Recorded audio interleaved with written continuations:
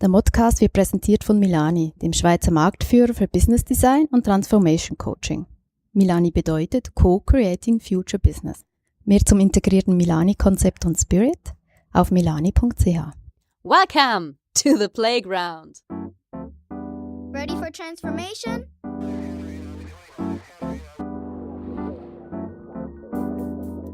Modcast, the Masters of Transformation podcast.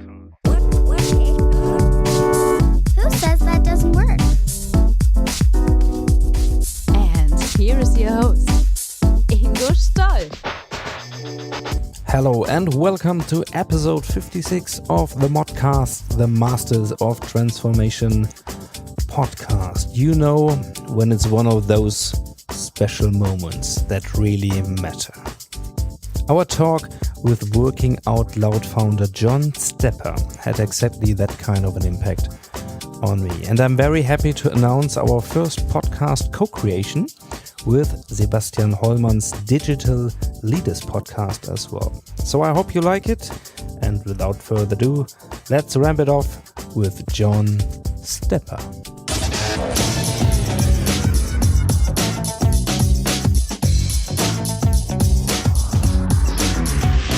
Insights. And we have a very special guest today, and it's the first co-production we do with three of us today. And our special guest is John Stepper. John, thank you for taking the time. Oh, thank you. It's really a pleasure to talk to both of you. Well, and Sebastian, hi. For those who don't know the Digital Leaders podcast, just to mention, we going to distribute this on both of our channels, right? So that you don't. Yes, exactly. So I'm very happy to be with you too on the podcast. Okay, and well, today we're going to talk about working out loud, because this is the idea. Some call it already a movement that, John, you came up like 2-3 years ago, and it's on the move.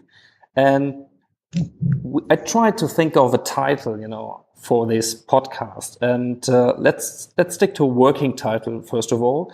So it's how to start a global new work movement, or if you don't only consider it a new work movement, you could stick to how to start a global movement, because this is obviously what we observe these days. That's a nice, ambitious title. I like it. It's like growth thinking, right? Yes, okay. Exactly.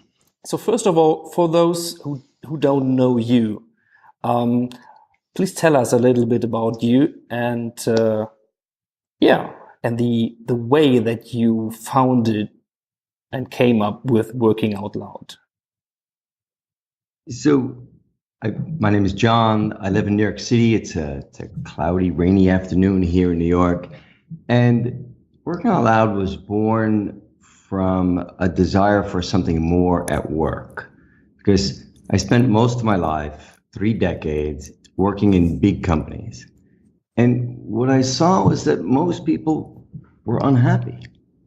And it was sometimes it was worse than unhappy. Sometimes it was downright miserable or mean. And it didn't have to be that way. And what I saw was a dramatic waste of potential, both of individual potential, but also corporate potential. And it was just a waste. And that combination, that idea that here we are in these big global companies that have so much to offer, so many resources, so many learning opportunities, and yet people are unhappy and it's ineffective and inefficient. I wanted to make a dent in that problem. And over the last, really, it's almost 9 years now that I've been trying experiments, trying something that eventually became Working Out Loud, the book, and then Working Out Loud, the peer support groups.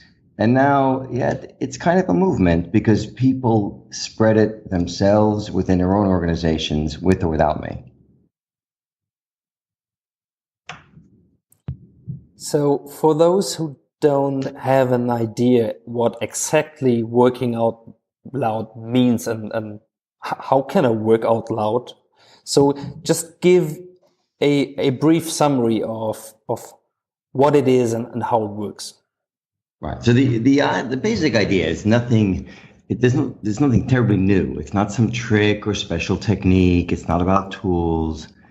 The idea is that you can build relationships that matter by making contributions to people over time. Right. That's a very old idea. And today, it's actually easier to do that than ever because of some of the modern tools we have, in particular social platforms. So what Working Out Loud is a way to build relationships that matter based on kind of conventional wisdom about people and relationships meets the internet that says, well, here are ways that you can find people related to a goal that you have. And here's ways that you can reach them, that you can offer contributions to them, that you can deepen a sense of relatedness with them that can help both of you. So it's very much about the idea of reciprocity, right? It is, and sometimes reciprocity, there's kind of a dark side to reciprocity, which is, hey, I'm going to do something for you, and then you're indebted to me, so you're going to do something back, right? And some people work that way, some animals work that way, but actually we can do much better than that, because the idea is, and there's a beautiful theory called inclusive fitness that describes this, is that I don't need to keep score because I can give small gifts freely to you and you and you, to people in my network. And over the course of my network, yes, we're wired for reciprocity, but it doesn't have to be everybody. And in fact, I don't have to, it's not a transaction. I don't have to expect anything from you. I can give freely, and still over the course of my network, there will also be a benefit to me, and everybody wins. Yeah, and my experience is that this win-win situation requires a special mindset, that I'm able also to share ideas and don't expect anything in return, right? Can you tell us more about that mindset? Yes. Adam Grant talks about this. He's the professor at Wharton who wrote Give and Take. Bill Gates has written about this. The founder of LinkedIn has written about this. People recognize that you contribute to your network, and again, over the course of your network, there's a benefit to you. So what does that require? One of the things is that it requires a mindset of generosity. This idea that I'm not limited in what I have to offer. And again, what you have to offer could be as simple as attention, could be as simple as appreciation, but it could also include work that you make visible. But the other mindset that I think you're referring to is a growth mindset. And it's based on research from Carol Dweck at Columbia, where really all it is it's not a big competition, right, with a test at the end and a bunch of judgment, are you good or bad? It says you're willing to view it as a learning process, and that makes you much more likely to try new things and to be able to deal with setbacks and accept feedback. You have that growth mindset, well, then it's easier for you to take a step, to offer things. Maybe somebody doesn't get back to you or reciprocate, and that's okay. Each one of these things is a natural part of the learning process. Which is probably not so easy when there's competition outside, but also inside the company, right? So what is your experience? What lets people shy away from sharing content? Right. So let's make it real, which is, hey, you work, and again, having worked in these places, I've worked in banks of all places, which are hyper competitive. Despite the fact that there were plenty of resources to go around, like we manufactured ways to compete with each other. And here's the thing. First, this isn't what I'm advocating is not naive, right? It can work absolutely in the context of traditional companies and traditional jobs.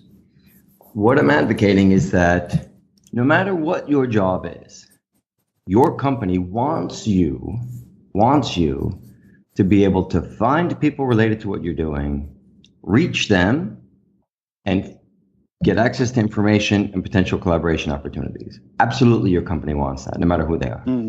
And as far as you're concerned, as an individual, when you build that network, when you build a set of relationships that span the company, no matter what the org chart says, that's like a kind of career insurance for you. Because then no matter what happens when the org chart changes, and every one of us on this call or listening to it has been a victim of reorganizations, or at least has seen them, well, now, your whole world doesn't turn upside down just because you have a new boss. You've got this web, this resiliency that you can fall back on, and that's your network. When we just talk about this observation of company culture and what we talk these days like new work, trying to create like agile mindsets, and however you put this, it became clear that in this area of like digital transformation, behavioral change is the most critical factor. So you once titled Work Out Loud like a superpower, but a superpower that every one of us has. So can you give us a bit more like the background that you did on this science part, on the study part, on behavioral change? So what is blocking us from unlocking our potentials? Is it just competition, or what is it? No. It's more insidious than that, because a lot of it is self-imposed. Meaning there are limits and labels that I and all of us tend to place on ourselves that limit what we do. That's one. And in the workplace in particular, so to be clear, I came at this from the angle of, hey, it's 2008. There's a bunch of social platforms now that are making their way into companies. This is going to change everything. Like these tools, which are very internet-like, are going to empower people, because now I can shape my own reputation. I can make myself visible. I can build a network, etc. All the things we see on the internet, I can do at work. And I quickly learned that the tools weren't enough, and that people were so busy that even if they believed me that there was a better way of working, and that building a network by working out loud would help them in their career, help them in their everyday, they still wouldn't do it. Mm-hmm. And so that was fascinating, right? Because people aren't stupid, and they're self-interested, but they still wouldn't do it. And what it struck me, it's a lot like diet and exercise, that even if you would live longer and live better, it's still hard to change your habits, right? Even when like the prize is that big. So what I researched on behavior change was how do people change habits, any habits? Mm-hmm. And it's at this point, we know a lot more about why people do what they do. And it breaks down into a set of techniques which are codified in the Working Out Loud method, in the Working Out Loud circles, that help you take small steps, practiced over time, with feedback and peer support, until you've developed a new set of habits, right? That's why these Working Out Loud circles, which I'm sure we'll talk about, change takes time, it takes attention, and it takes a certain learning over time, which have natural setbacks along the way, which is why most people kind of never make it through and they keep doing what they're doing. So I had to view it,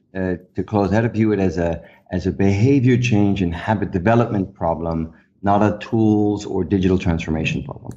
Yeah, I'd like to talk a little bit more about these tools and techniques. But before, John, could you give us like a golden thread through the circle? What is happening in the sessions? Okay, so there's a Working Out Loud circle. What is that? It's a group of 4 or 5 people. They meet for an hour a week for 12 weeks, and they ask themselves 3 questions. What am I trying to do? So this is goal-oriented, right? This isn't just about activity or learning a tool or something. It's goal-oriented. So it's just an individual goal that you care about, that you pick. Who's related to that goal? So who are people that could help you in some way? Maybe Maybe there are people that you don't know, but they've written and spoken about the topic. Maybe there are people at your company or other companies. And then how could you contribute to them to deepen the relationship? And that's what you practice over the 12 weeks. Well, to the point about habit change is, look, if I tell people, here's some new tools or here's a new method, it's too much too soon. Right? What tends to happen with these digital transformation projects, and Sebastian, I'm sure you've seen this time and time again, is that it's threatening to people. So instead of engaging them, instead of them enabling them to take a step, they detach because it invokes either resistance or fear or both. And so what we do is break the change down into very small, fear-free steps over these 12 weeks, so that your first week is something so simple anyone can do, and so on and so on. And each week builds on the next. And the peer support, those 3 or 4 other people, give you the structure and shared accountability so you can keep going. And that's how we make it through behavior change. It's quite interesting what you say also when it comes to digitalization, because very often I describe working out loud as sort of the mental onboarding for the digital transformation. However, I think it's very critical to find a good goal for your circle, but it's also one of the steps which is not easy, of course. By the way, I started my second working out loud circle today. Oh, good for you. And So and I what's your think it's goal? very let's talk about this later probably, because it's a company internal goal. That's why I don't want to spread the word for that yet. However, John, can you give some tips to find a good goal which you can reach or at least approach in those 12 circles? Right. So once again, goals are good, but when they're too big, what happens is you tend to trigger, again, your natural defense mechanisms, the resistance in your head, right? It's trying to protect you from failure. And so what happens, you have a big goal, but your brain says, whoa, that's scary, so I'm not going to take a step, right? I'm not even going to think about it. And then a week goes by, a month, 6 months, your life. And what we help people to do in the Working Out Loud circles is to again to break it down. Pick a goal that you care about, but something accessible, something you can make progress towards in 12 weeks, something that you could frame as a learning goal or exploration goal. It could be, I'd like to get better at my job. I'd like to meet more people inside or outside the company who do what I do.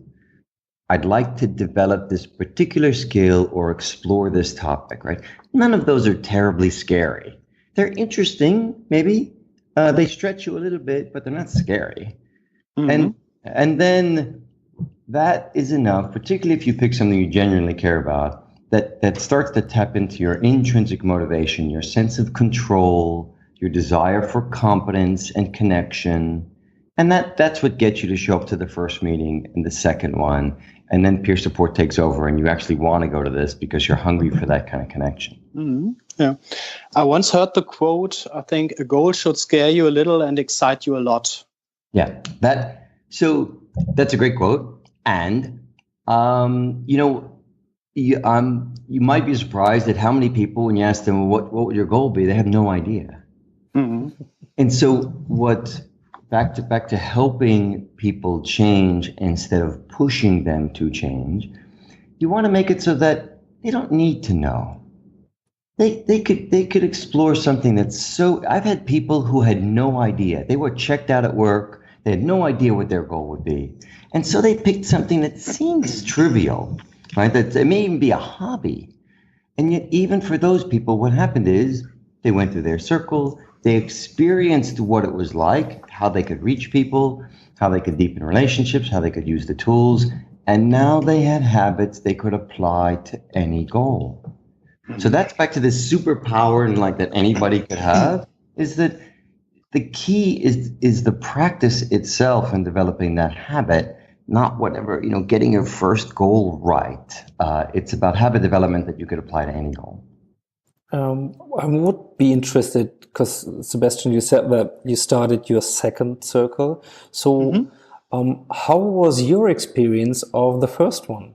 Was it, what What was striking you within these 12 weeks? I hope this is a positive review, Sebastian. Yeah, of course. Well, in the first Working Out Loud circle was quite interesting because my goal was to build a network in the HR organization in order to set up an HR innovation lab. And I think the point that was most critical was actually to find people which I could also approach via using social networks. So I used an internal social network because they are not very eager to use external social networks. And I think this is one of the most critical aspects to find the right channels. So in the end, I think you must make a decision within your circle for your specific goal. Which channels can I use? Are these external social networks? Do I have an internal social network which I can use? Or is it just face-to-face communication, which I think pays off the most in this specific case? So this is one of the most important aspects for me. Mm-hmm. And moreover, it was a great experience because you really get in touch with people you don't know, in such a way before. Let me put it like this, because you share a lot of aspects about you. For example, you write down 50 aspects about you as a person and share it with others. And at the first moment, it's quite weird. But then you really get to know people better, get in touch with them, and also share sort of your why. This is also, I think, a very important aspect. Probably John can also tell us something about that, because his business is named Ikigai, which is, I think, the Japanese word for your reason for being. And it's also quite interesting to talk about people, about what is their why. Wow. Thank you for that. There is this sense of discovery of, back to that, why I chose that word, this idea that, look, I may not know my purpose, right? Or have a particular passion or dream, because it's not something that just comes down from above. It's something that you discover. And one of the best ways to discover what that is via other people. And so what this method does is it gives you the framework, the structure, the time, the permission to do that. And when it works, boy, that can change somebody's life, because all of a sudden they feel like, you know what, I'm not just somebody in a box, in a chart on a wall. I have this sense of connection and control and confidence, and it's really empowering. Mm-hmm. I would be interested in you gave a TED talk around about like a year ago or something. So it's available, and we put the link in the show notes, of course. But if I watched the TED talk, and you give some example of stories of where this came from and people that inspired you by doing something, and I found it pretty striking that there were no company context attached to that. So it's more like you talk about a music teacher, for example. So right. If we see this superpower and I hear these stories, I was actually surprised that they don't attach to the working world. So it was nothing about new work. It was just a general thing of how do I make my own luck and be like self-efficient and not dependent on others. So this referred to me to the question: where do you see the potential of working out loud? Maybe even outside the working world and the companies. So when I did the TED Talk, I was still working in a big company, which is why a lot of my stories were just people who found me on the internet or had read the book and used it for more, we'll call it personal fulfillment. Since then, there are a wide range of companies in 42 countries that are spreading this method. And so now you've got a lot of stories of people who are just in regular jobs, but they're crafting their job. They're tweaking it so that they don't just accept what they think has been given to them. They tap into the sense that, look at a big, beautiful place, a Daimler, a Bosch, a Siemens, a BMW. These companies are magnificent places to find other people, resources, learning, jobs, and the company wants you to do that. So there's lots of delicious corporate stories. Now, where it could go, where I'd like to see the movement go, is that we start with corporations because there are tens of millions, hundreds of millions of people in them. And so it's a way to reach people, right? And it's a way to make the movement sustainable because companies want this, right? And we can use the economic engine to expand the movement. They all have learning and development departments. They all have onboarding processes, right? So it's a great way to give people a safe, confidential space at work to work on their own personal development. Having said that, where else could you go? Well, this idea that people could earn their access to other opportunities is universal. It could be people in disadvantaged classes, right? As the robots take more and more of our jobs, what are people going to do? Well, they're going to certainly need to rely for career insurance on other people giving them access to different opportunities to discover what else they might possibly do. It could apply to students at a university. There aren't 5 jobs anymore, 5 career paths. There's 5 million, right, possibilities. How do you find them? Again, other people. So what I'd like to see is that we keep refining and expanding the method in corporates, which helps us reach more people, but then we ultimately help and serve other people so they can earn their own access that they might not have otherwise. Mm-hmm. Okay. And coming back to the use cases within organizations, what are the most important ones that you have identified so far? And can you probably give some good practice examples for companies who have implemented working out loud for these cases? Yeah, and to be clear, this isn't like some big company, Working Out Loud Inc. It's just me in New York City, and I published these guides for free, and then I kept working on them, and then some people would use them, and it's just what Working Out Loud is, right? You make yourself visible, you offer some contribution, you get feedback, you learn, and you keep going. And so what's happened, the pattern is that, it's not like Bosch or Daimler come knocking on my door, please let us pay you for some method. No, it's one person in the company who says, I'd like to try something different. They try it. If they like it, they tell their friends. A few circles form, and then so on and so on. And at some point, in the end, they have enough people and enough feedback that somebody in the institution says, we'd like to adapt this for our company. And what they typically do is they apply it to onboarding, so that Daimler and Bosch do this. New employees, all of whom are hungry to learn how to navigate their new company, right? They're hungry to know other people at this new place. New people are formed into circles, and they're more connected and more productive more quickly. That's an obvious and kind of basic use case. But people apply it for digital transformation projects as the behavior change component. They apply it to innovation programs, same thing. Hey, I have an idea. How the hell do I bring this idea to life? How do I find who else in the company has some experience related to this idea? Right? Well, you work that. BMW is using it for diversity, which I love, because now you're not just talking about raising awareness, and you're not just holding events, but you're actually equipping members of diversity communities to earn their own access.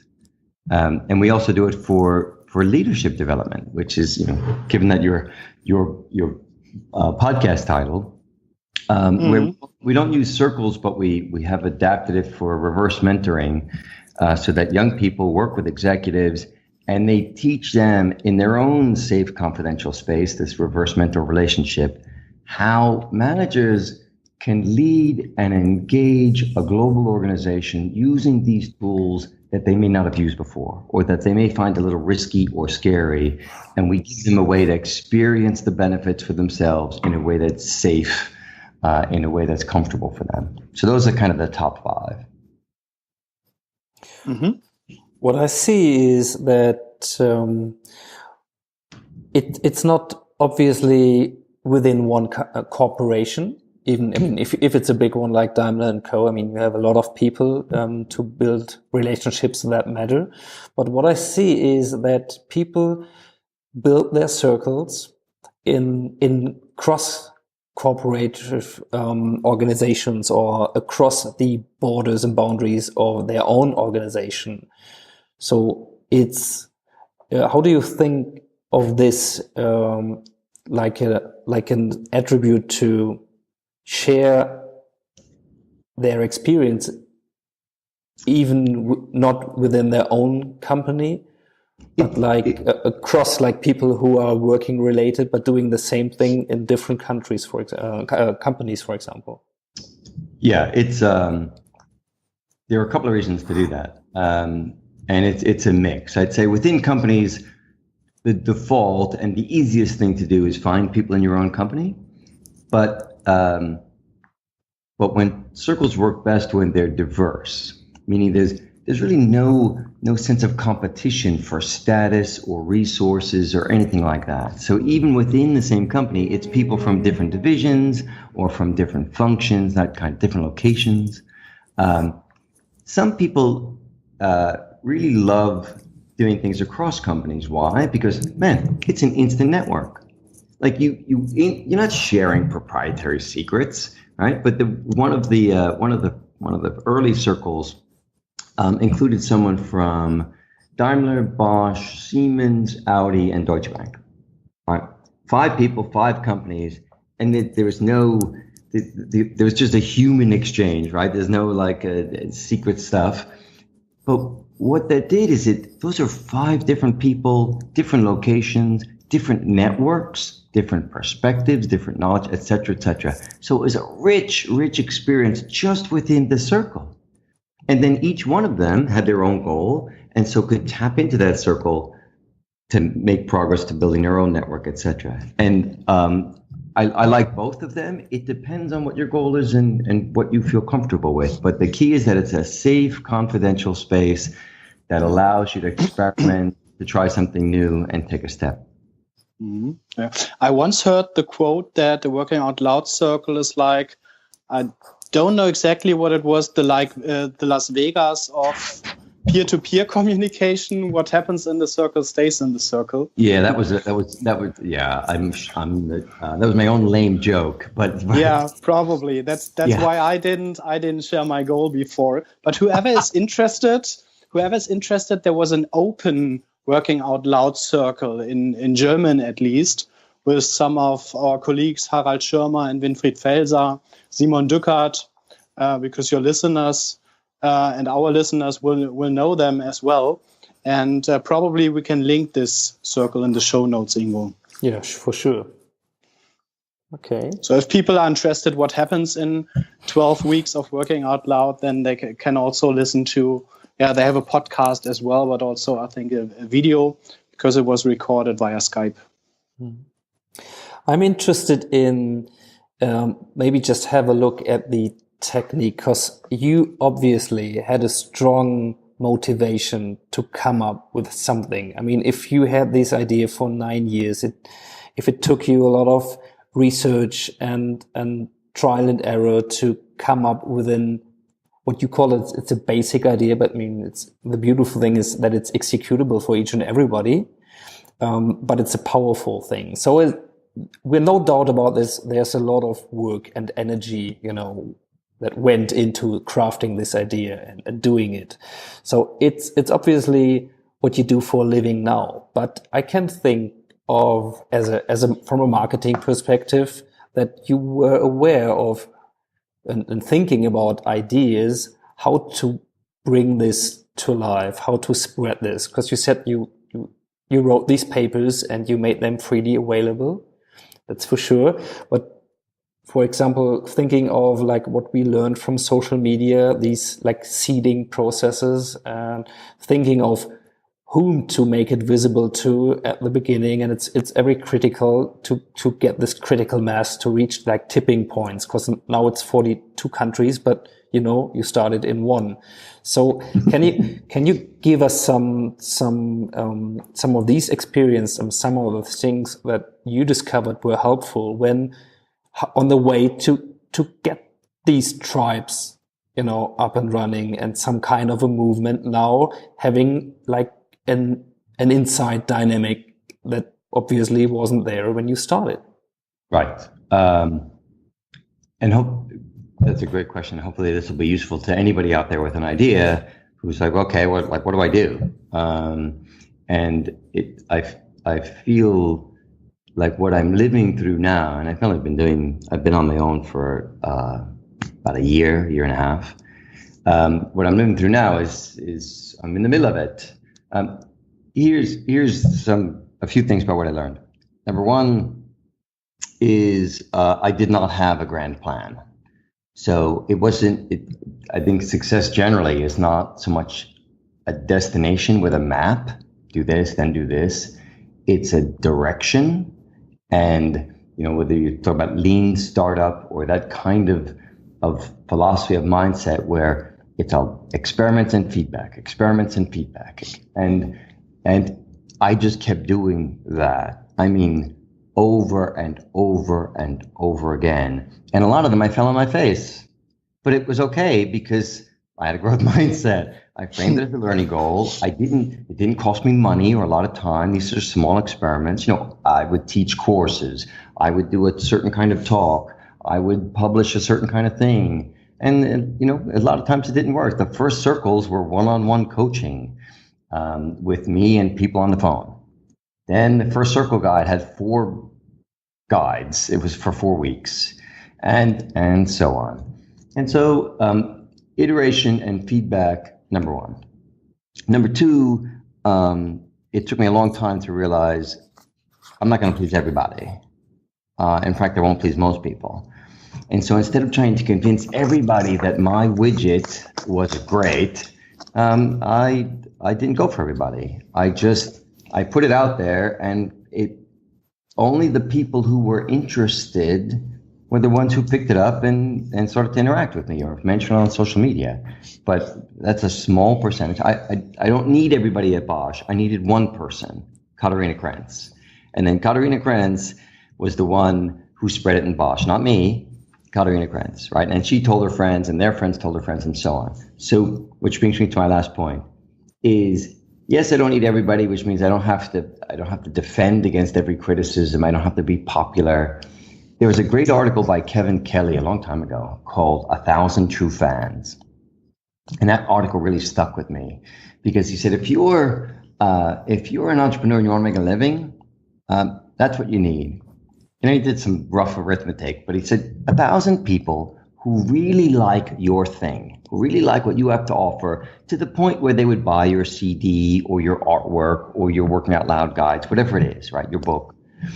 And what struck me about that is that pay attention to those people. So instead of trying to be a mass market guy, like I'm going to buy Facebook ads and Google ads and make everybody happy. Nope. I'm going to take the Katharina Krentzes of the world and I'm going to make them happy.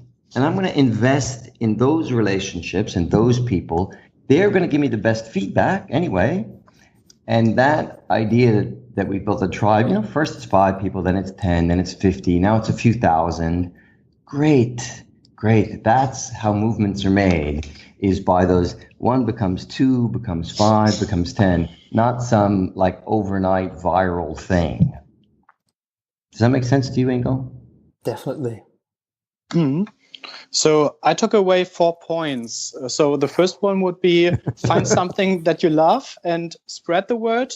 Then work with the iteration and feedback, always with that growth mindset. Then work with the willing and invest in people and relationships. That's a great recap with far fewer words, which makes me... No, but I like your stories around it, John. and the only thing I would say about your recap, which was great, is the first step was not find what I love, because I didn't know what I loved. I was miserable. Mm-hmm. I was in a job I wasn't happy with, and I was quite frustrated. It was it was experiment, have even a rough direction in mind, and then see how you could take some tiny step that could maybe you learn that that's a terrible, what you thought was a dream is actually a nightmare, right? You like to cook, but being a chef is a terrible job.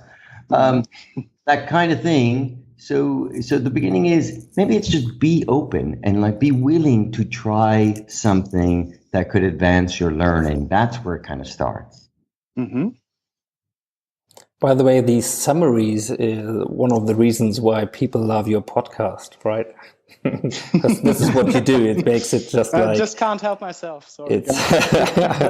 No, that's right. I wish I had you, my whole, around me in my life, so that when I talk too much, people could have a nice summary. Well, I didn't do a working out loud circle so far. I was covering this. There's no judgment. No. But what I'm interested in is somehow see how meaningful it could be within 12 weeks.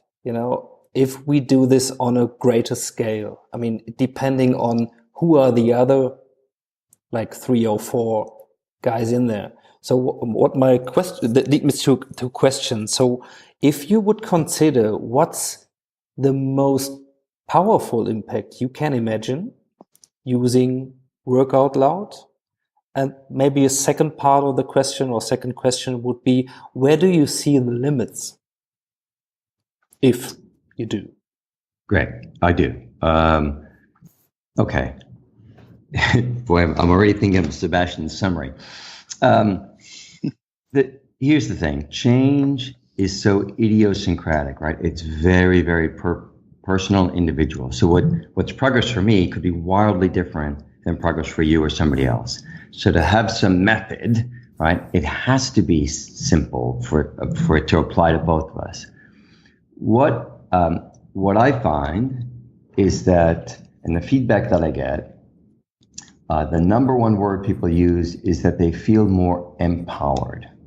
And there's nothing magical about these exercises. It's just that they've, for the first time, maybe in their life, they've time, the structure, and the permission to take a step. So people feel like, hey, I have one lady in a company in Germany just the other day said, I feel like I have a voice. Right? I feel like without waiting for my boss, without having to ask for approval, at work, I can raise my hand. I can reach out to people. I can offer something. I can learn. I can access opportunities all on my own. Like I can do that.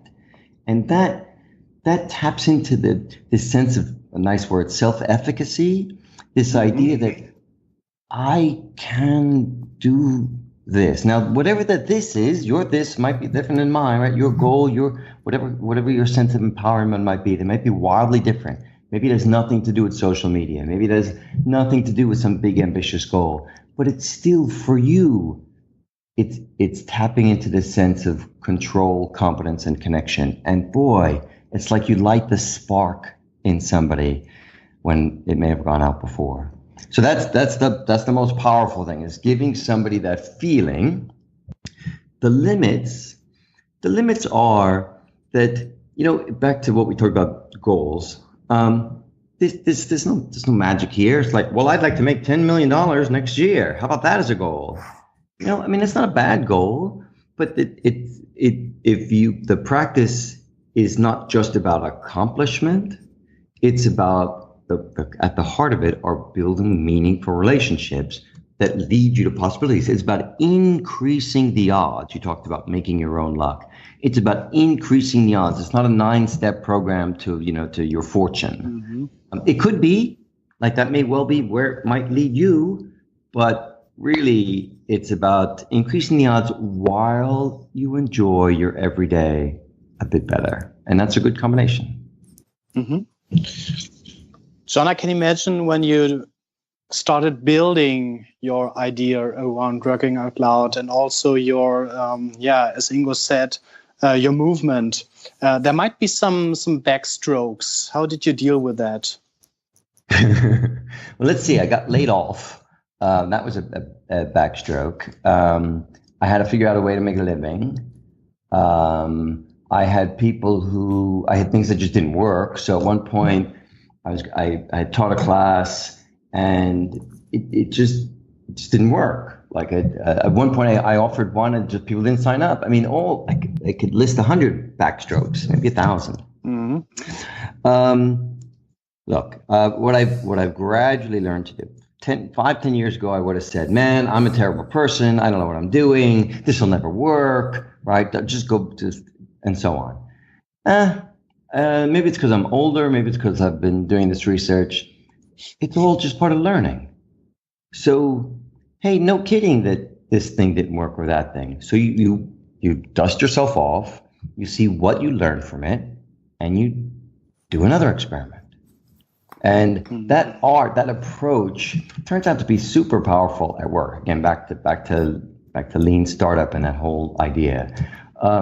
So when you frame it as a learning goal, when you frame what you're doing as a set of experiments, that allows you to kind of reduce the fear and say, something's going to go wrong. Like, no, some customer's going to be unhappy. Some person's not going to, their circle's going to fall apart. Like this podcast may not work, my internet down. Things happen, and that's okay. And then next time, I may do it this way. And you just, you treat yourself a little less seriously, with a little bit of sense of humor, tone down the ego a bit. Mm-hmm. And when I do that, I'm much more successful and effective, and I'm also happier. So that's how I've learned to deal with it. It's not for everybody.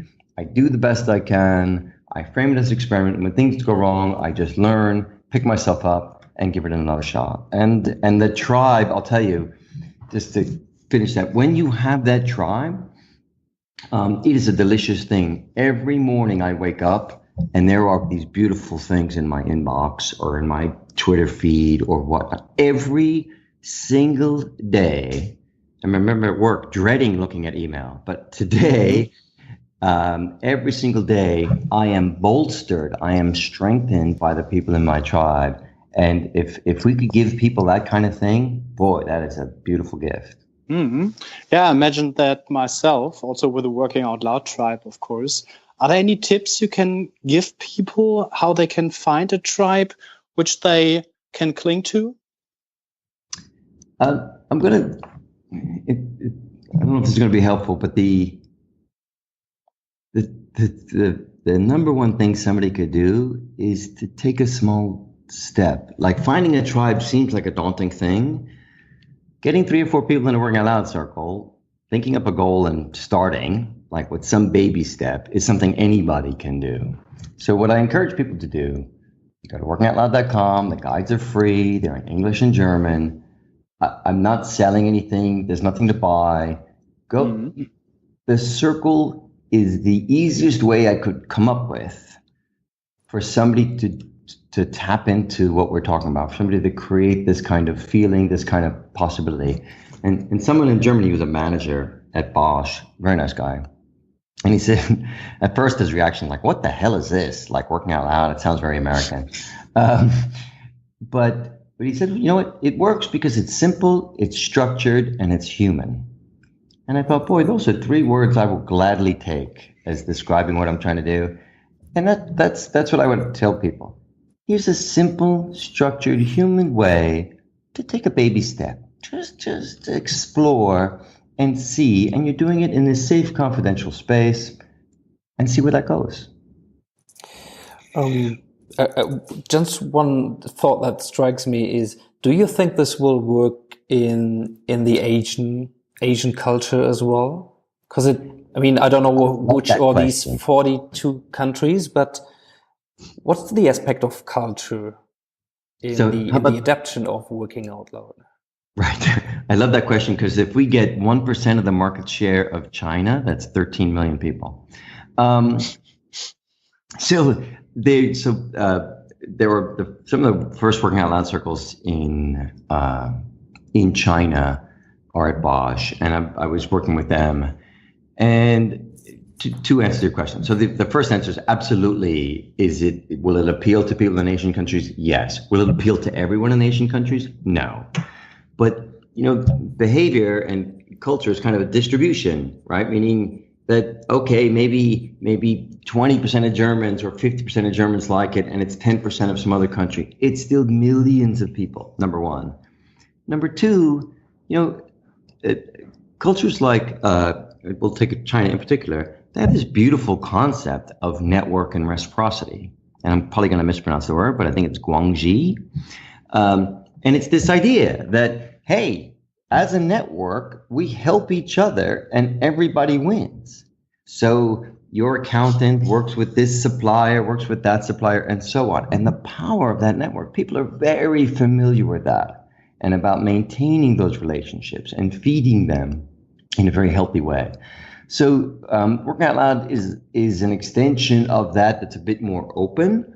But absolutely, they can relate to that core idea. So yes, and my challenge is, how do I frame it in such a way that's respectful of cultural differences, that makes it accessible to those people, so that they can take a step? And I'm still working on that. Probably will be for the rest of my life. Mm-hmm. You already described your observation to come to another probably a little bit critical target group of Working Out Loud, that people, especially managers and leaders, often feel they don't have the time. However, they do some building of relationships face to face, but probably not with digital tools. What can you recommend for leaders and managers? Are there any small steps they can do? Because you described the idea of 4-hour Working Out Loud circle before. Yeah. The short version is that our experience, and we've tried this, but our experience with managers of a certain level is that a peer support group is not a safe space for them. It's very hard for them to be vulnerable. It does take time, and their schedules tend to be not their own, right? So it's hard to carve out that time. So what we did instead is we shrunk the process. And we created Working Out Loud for Leaders, also called Digital Leaders, but it's just a smaller change. And the space is, again, with a reverse mentor, someone who's younger, it's almost like, hey, this person's expected to be more digitally savvy, but yet it doesn't threaten the power structure at all in the room. And the guides are written really so that the leader doesn't have to do any preparation, doesn't have to do anything particularly intense, but they can still experience the benefits of engaging an organization using these tools. And that's something that we're still piloting with Bosch and some other companies. But at some point we'll publish more about the results of that. Mm-hmm. Could it possibly be combined with some sort of reverse mentoring, where also leaders learn from digitally more savvy people? Yeah, that's exactly it. That becomes the new safe space for them. And most companies have that kind of program already. So what I've learned to do is, Working Out Loud isn't sold as its own thing, as this foreign concept. It's something that augments all the existing HR programs like onboarding, leadership development, reverse mentoring. And then for HR people, it's not threatening, it's helpful. Well, to be honest, and this is not because I've just had a look, where we are in time here, is I just realized that my questions are completely answered, and there's only one thing left, and this is, what could you imagine? How far could you go? Because if I think about bringing this to schools, making it part of the education, because we had a podcast with Nolan Bushnell, the Atari founder, and we were talking about future education and what it needs in this world. So it's really like a meta question where technology is for some it's like technology or humanity. So it depends on your mindset, what you see in the future, whatever. So education and teaching kids the right things for their future is what he considered crucial, and I would definitely agree. So last question is, what do you see here, or how far do you reach with working out loud in the context of education? Right. Okay. Well, where I want to head, like the meta problem that I'm trying to solve, or the aspiration, my ambition, is that you look at what's happening in the workplace, how people feel there, how they treat each other. You look on your Facebook feed, God forbid you read the comments, and you see how people treat each other. And you're like, this is not sustainable. And so what I'm trying to do, and working out loud is a step towards that. It's one practice. What I'm trying to do is to improve how people relate to each other, to themselves, and to the work that they do. And that's something that can benefit you if you're young and a student and in high school. That's something if you're later in your life in a career and you're uncertain about where things are going to go.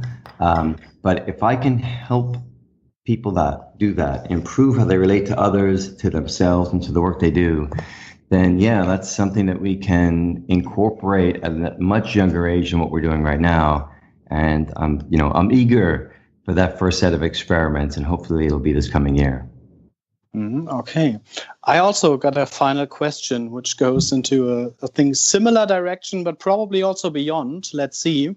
John, imagine, John, you had the opportunity to form a circle with 3 to 4 guys.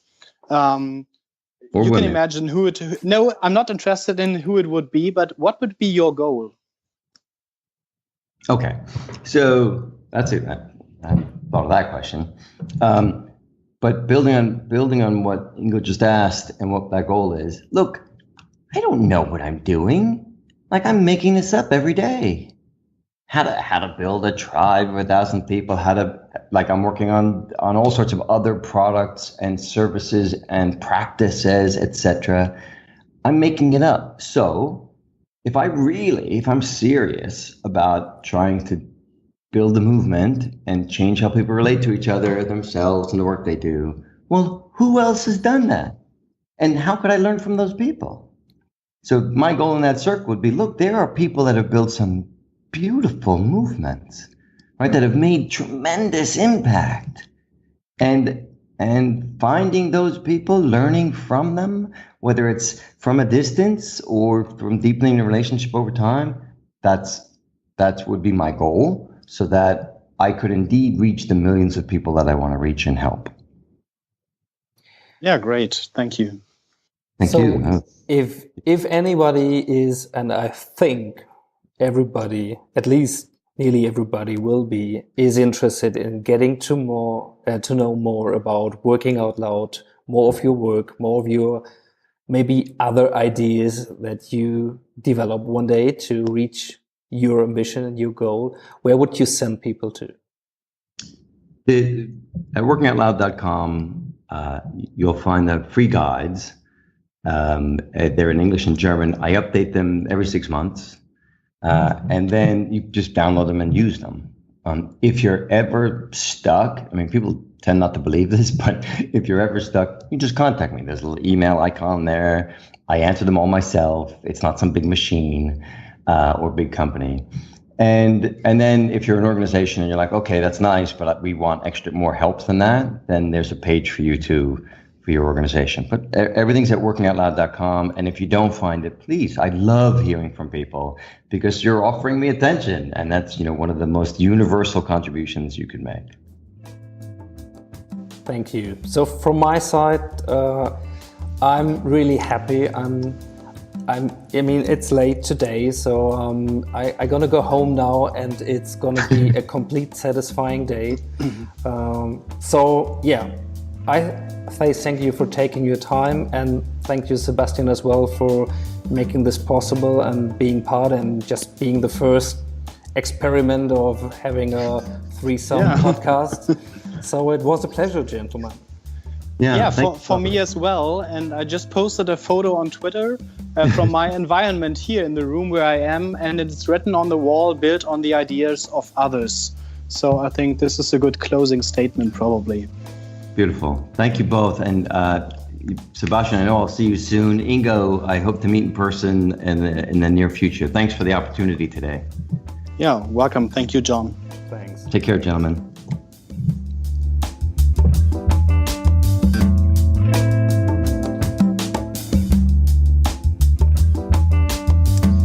Yeah, now most probably you know why this talk was special to me, so no further words needed. You will find lots of stuff in the show notes and on mastersoftransformation.org/modcast/056. And I say thank you for listening, bye bye, and happy transformation.